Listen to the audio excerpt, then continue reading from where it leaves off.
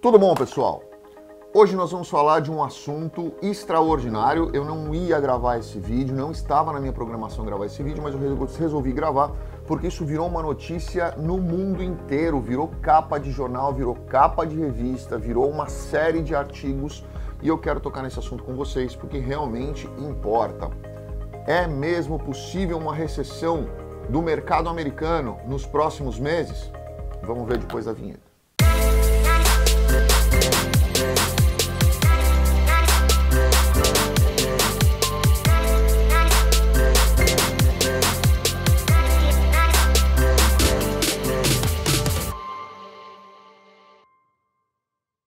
Bom, pessoal, essa notícia se espalhou em razão de uma série de situações, né? A principal delas é a que eu vou tentar explicar para vocês agora de uma forma muito simples. Os economistas de plantão que quiserem comentar aqui embaixo, deixa o seu comentário, por favor, dizendo de uma forma também simples, porque você precisa lembrar que nem todo mundo entende de economia, entende de termo técnico, entende de como funciona realmente toda essa questão de economia mundial, economia global. Então vamos tentar falar de uma forma bem simples aqui para vocês. Os Estados Unidos, assim como todos os países, emitem títulos de dívida pública, ou seja, ele emite um título, pega esse dinheiro, capitaliza, usa esse dinheiro para uma série de outras situações, injeta na economia, aquece a economia, depois de um tempo ele devolve esse dinheiro, ele paga esse dinheiro com uma remuneração com juros, tá? Isso todo mundo faz, todos os países fazem, empresas fazem, pessoas fazem. Ocorre que os títulos mais comuns dos Estados Unidos têm vencimentos para 2, 10 e 30 anos, certo? Existem outros títulos de dívidas públicas aí no meio disso, com outras denominações, com outros formatos, com outras garantias e tudo mais, mas assim, eu não vou falar deles, eu vou falar especificamente desses três que são os mais comuns, que é o que estão sendo mais comentados. Ocorre que, ontem, os títulos de dívida pública com vencimento em 2 anos, tiveram a sua remuneração, a sua taxa de juros maior do que aquelas de 10 anos. Ou seja, vamos para você entender. Se você pega um empréstimo para recuperar esse empréstimo num curto período de tempo, é normal que você pegue menos juros.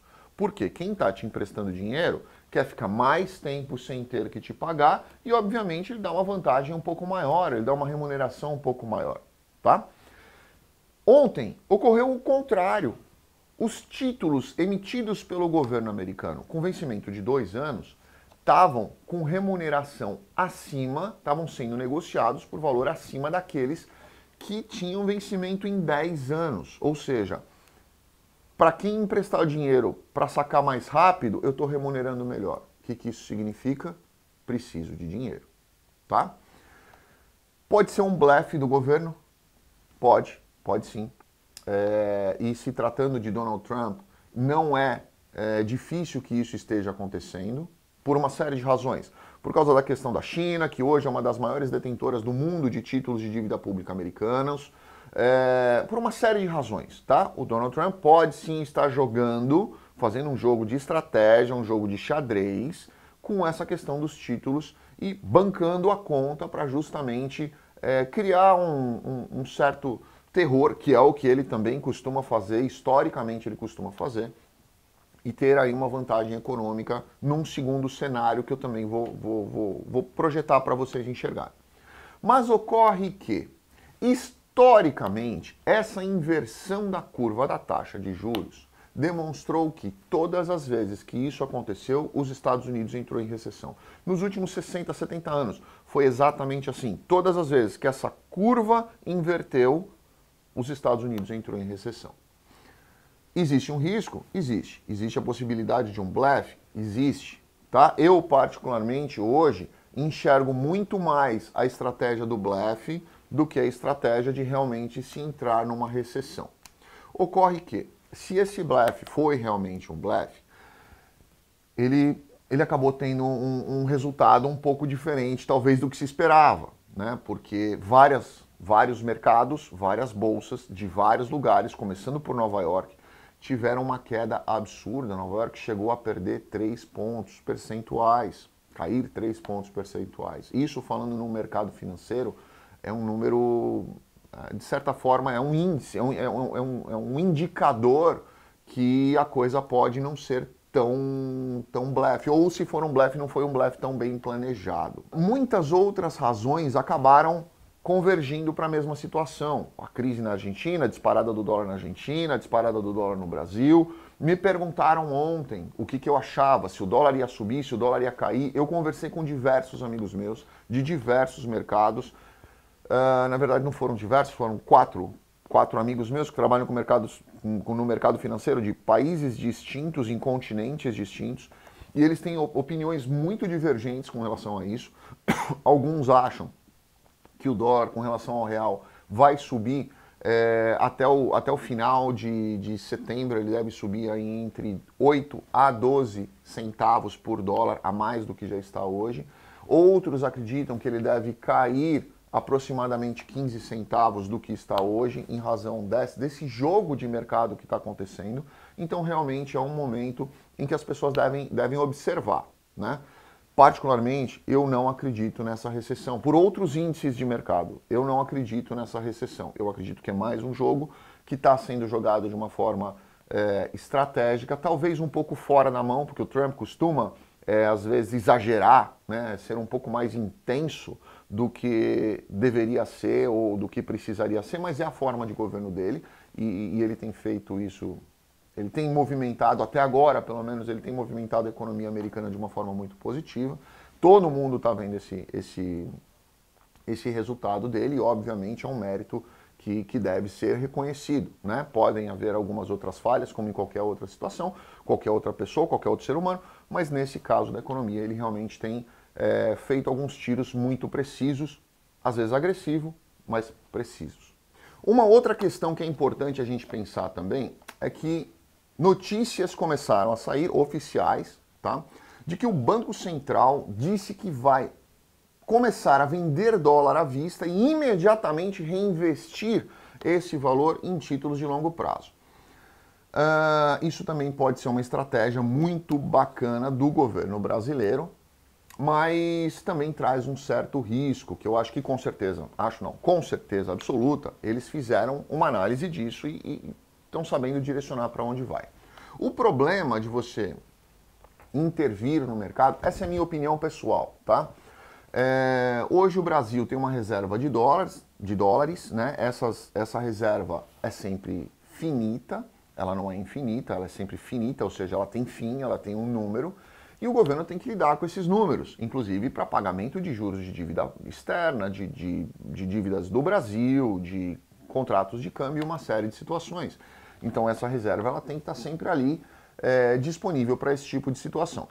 O governo intervir de uma forma muito ativa, de uma forma muito agressiva para a manutenção da taxa de dólar, eu não sou muito a favor.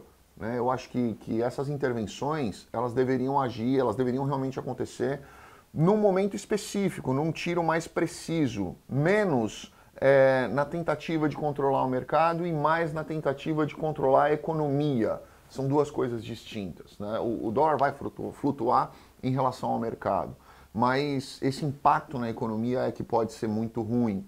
Então a gente precisa pensar um pouco nisso, entender um pouco isso. As pessoas muitas vezes falam, poxa, o dólar baixo para mim é bacana porque eu posso ir para Disney, porque eu posso viajar, porque eu quero viajar, eu quero curtir, eu quero ter férias, eu quero passear.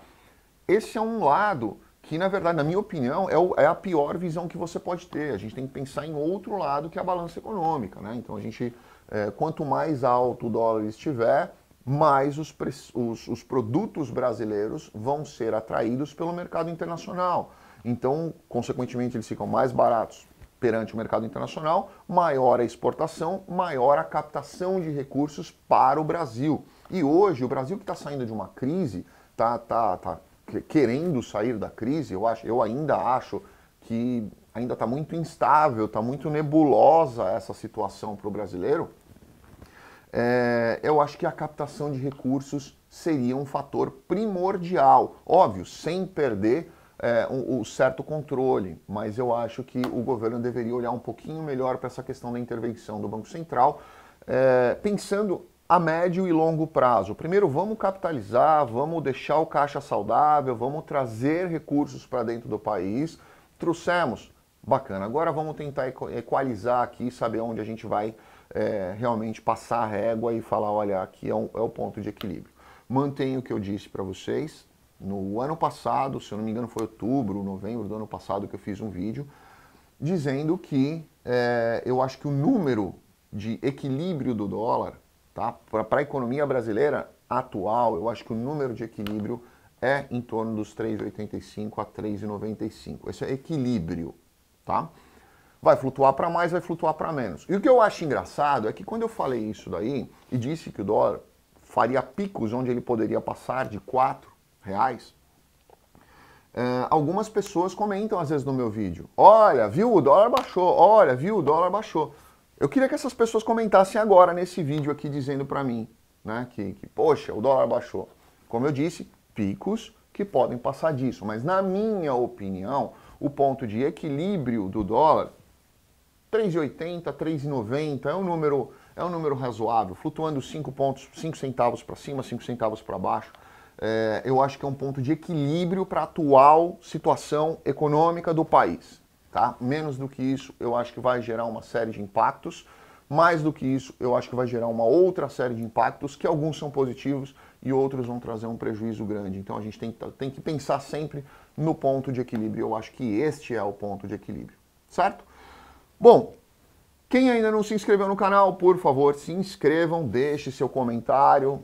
Quem gostou, comente. Quem não gostou, comente também. Eu sempre tento publicar os dois lados. Eu só não publico alguns comentários quando as pessoas falam algumas palavras que eu acho que não são condizentes com o canal, mas eu sempre tento deixar um debate bacana e eu acho que esse é um vídeo para um debate bacana. Eu acho que quem tiver informação, quem tiver conteúdo, colocando sempre de uma forma simples, porque lembre que nem todos os inscritos entendem linguagem mais técnica, eu acho que pode ser um debate bacana com grande agregação de valor, tá bom? Obrigado, gente. Fiquem com Deus. Um grande abraço.